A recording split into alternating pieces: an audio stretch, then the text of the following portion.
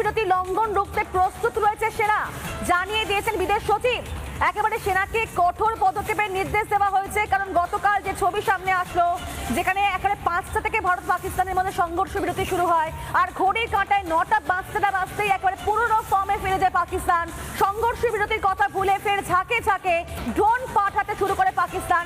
যদিও ভারত সেই হামলা প্রতিহত করেছে, আর এরপরেই সেনাকে খোলা ছাড় দিয়েছে সরকার, সেনাকে কঠোর পদক্ষেপের নির্দেশ দিয়েছেন বিদেশ সচিব।